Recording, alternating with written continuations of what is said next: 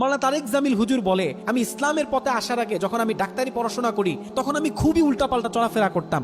দৈনিক আমি মুভি দেখতাম। বলিউডের এমন কোন মুভি নাই যেই মুভি আমি তারেক জামিল দেখি নাই, এবং আমি 200-400 গান সবসময় অল টাইম আমার মুখস্থ থাকতো।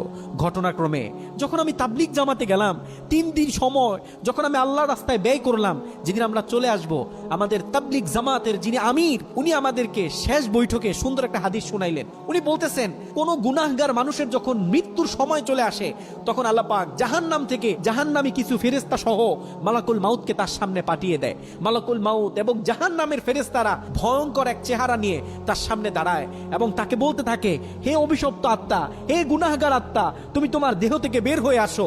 ওই রুহটা তখন বের হতে চায় না। মালাকুল মাউত ওই গুনাহগারের শরীরের ভিতরে হাত ভরে দিয়ে রুহুটাকে টানতে টানতে বের করে। তখন এত পরিমাণে কষ্ট হয় যেটা একটা মানুষ দুনিয়াতে কখনো পায়নি। মাওলানা তারেক জামিল হুজুর বলতেছে, যখন আমি হাদিসের এই বর্ণনা শুনতেছি তখন যেন আমার শরীরটা থরথর করে কাঁপতেছে, আমার ভিতরে যেন একটা ভয় ঢুকে গেছে। তারপরে সেই তাবলিগ জামাতের আমির সাহেব বলতেছিলেন, যখন কোনো নেককার মানুষের মৃত্যুর সময় চলে আসে তখন জান্নাত থেকে কিছু ফেরেশতা সহ আল্লাহ পাক মালাকুল মাউতকে পাঠিয়ে দেয়। মালাকুল মাউত তার সামনে সুন্দর একটি চেহারার আকৃতি নিয়ে দাঁড়িয়ে বলে, ইয়া আইয়াতুহান নাফসুল মুতমাইন্নাহ, হে প্রশান্ত আত্মা, ইরজিই ইলা রাব্বিকা রাদিয়াতাম মারদিয়াহ, বের হয়ে আসো, তুমি তোমার রবের সাথে সাক্ষাৎ করবে। তুমি যার জন্য তোমার পুরো জীবনটাকে স্যাক্রিফাইস করেছো, উজাড় করে দিয়েছো, তার সাথে তুমি দেখা করবে। ফাদখুলি ফি ইবাদি ওয়াদখুলি জান্নাতি, মিলিত হও তাদের সাথে, জান্নাতে যাও যাদের সাথে তোমার থাকার কথা।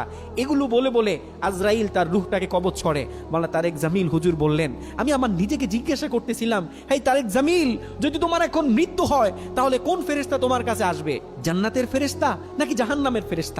তখন আমি নিজেকেই নিজে ধিক্কার দিতে থাকলাম আর বলতে থাকলাম, এখন যদি তোমার মৃত্যু হয় তোমার কাছে জাহান্নামের ফেরেশতা আসবে। ওই বৈঠকে বসে আমি ওয়াদা করলাম এবং আমি আল্লাহকে সাক্ষী রেখে বললাম যে আমি এই 3 দিন শেষ করে চলে যাব না, পুরো 3 চিল্লা তথা 4 মাস সময় আমি আল্লাহর রাস্তায় ব্যয় করে দিব। মাওলানা তারেক জামিল হুজুর বলেন, 3 দিনের জন্য মাত্র তাবলিগে গিয়েছিলাম আর আমি একসাথে 4 মাস আল্লাহর রাস্তায় সময় ব্যয় করে দিয়েছিলাম। সুবহানাল্লাহ। একটু খেয়াল করে দেখেন, মানুষের পরিবর্তন কিন্তু ছোট্ট ছোট্ট জায়গা থেকে আসে যদি মানুষ পরিবর্তনের নিয়ত তার ভিতরে রাখে। মাওলানা তারেক জামিল হুজুর বলতেছে, যখন আমি তাবলিগ জামাত থেকে আসলাম, তাবলিগ জামাত থেকে আসার পরে তখন আমি নামাজ পড়ি, জিকির করি, কিন্তু তখন আমি দাড়ি শেভ করা এটা এখন আমি ছাড়তে পারি নাই। আমি প্রতিনিয়ত দাড়ি শেভ করতাম। একদিন জুমার নামাজের আগে আমি দাড়ি শেভ করার জন্য আমার মহল্লার ভিতরে সবথেকে ছোট যে দোকান, ভাঙাচুরা যে দোকানে কাস্টমার কম থাকে, এরকম একটা দোকানে গেলাম যেটা আমি দাড়িটা শেভ করে তাড়াতাড়ি নামাজে যেতে পারি। যখন